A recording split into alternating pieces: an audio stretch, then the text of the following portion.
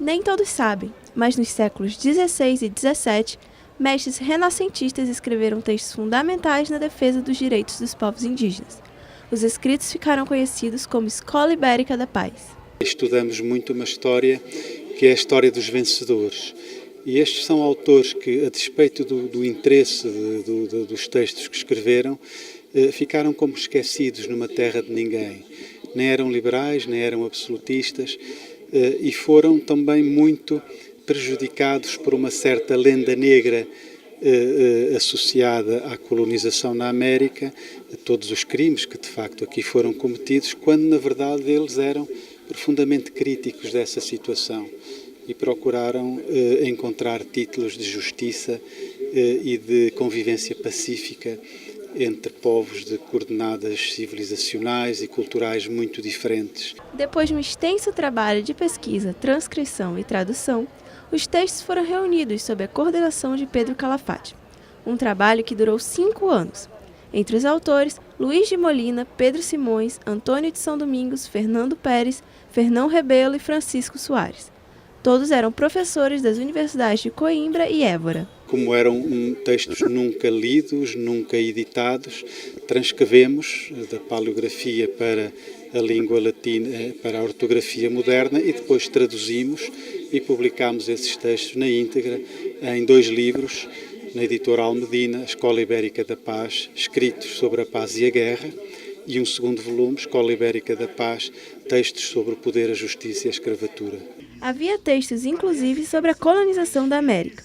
O Departamento de Direito da PUC-Rio promoveu um seminário sobre o livro e o pensamento desses autores em relação ao continente e aos índios.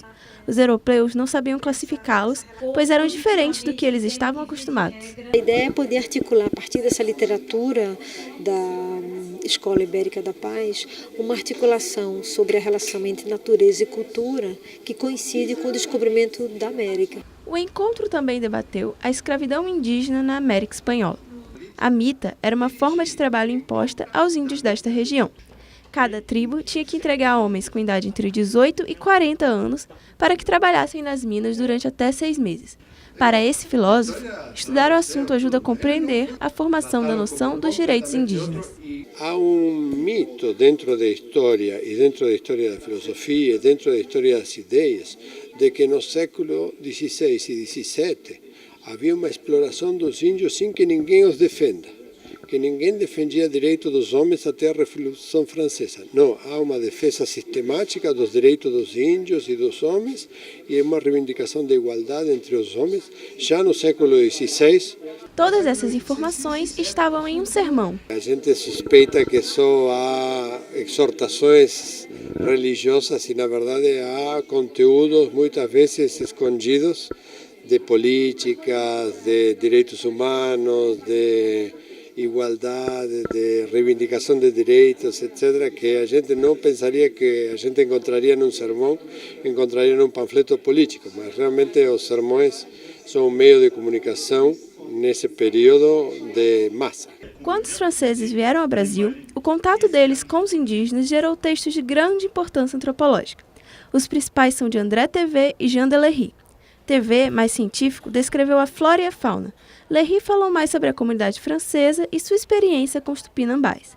Ao observar os índios, os europeus também encontraram uma forma de criticar sua própria cultura. Isso aparece no Lery e aparece também, principalmente no Montaigne, que era a ideia de que nós nos julgamos muito superiores, nós europeus, diz Montaigne, né? Nós europeus nos julgamos muito superiores, e no entanto, quando a gente olha para esses povos, a gente percebe que eles têm uma simplicidade natural, que eles são bem integrados à natureza. Então ele se impressiona com uma aparente simplicidade do modo de vida desses povos e a partir daí começa a pensar que será que nós não temos diferentes formas de vida, né, do ser humano, e será que eles não representam para nós alternativas de modo de vida?